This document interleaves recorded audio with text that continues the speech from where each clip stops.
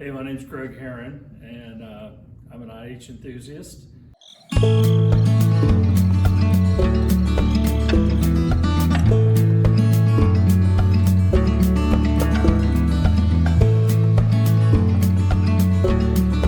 So I bought this 1971 1110 1110, which means it's a half ton, and it's got power steering and did not have power brakes. I added that to it.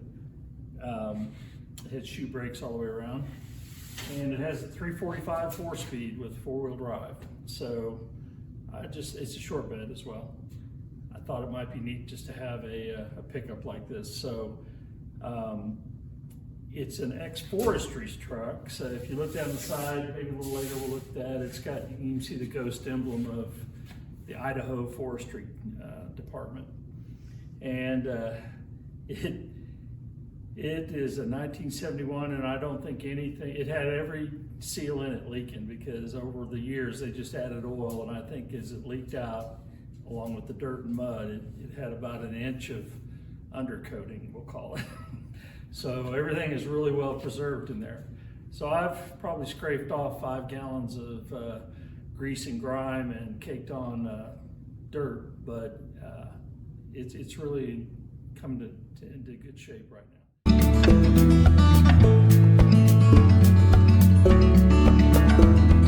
So this is the engine that came out of it. It didn't look anything like this when I first started. Yes, I did get into it, but when I pulled the heads off of it, the pistons and the cylinders look great, so I didn't put rings or anything in it. The main bearings and the shaft in play look good, so didn't have to do anything in the lower end. Just put all new gaskets. As I said a minute ago, this thing leaked like a sieve. So just to keep oil in it, I replaced all the gaskets. And while I was in there, I had the clutch rebuilt and put new seals in the transmission, and it's all getting ready to go back together.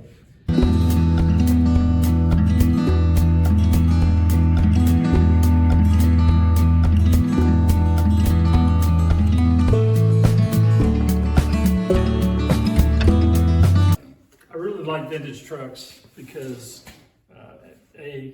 this truck was built just before I started driving in 1971, and everything back then was just really built different. It was simple, really thick steel. It was just a different era in the United States. It was long before gasoline was a thing and gas mileage. So yeah, these don't get the greatest mileage, but they're a lot of fun, and they're very powerful. I like the rust look.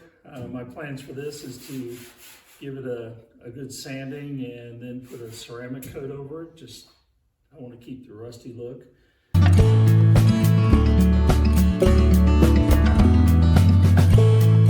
But for me, the fun is the hunt, going out and finding the parts, finding the vehicle you want, the deal that you try to work to get it. But once you get it home, it's a lot of disassembly work. But that's my advice, and then take it out and drive it. Don't just put it in the garage and not use it.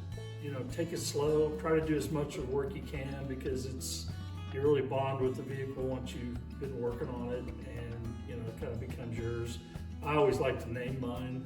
This is Rusty, but I've had Old Pal and I've got Frisco, the Scout, and it's just kind of fun because you get to know them and put the work into it. But other than that, have fun.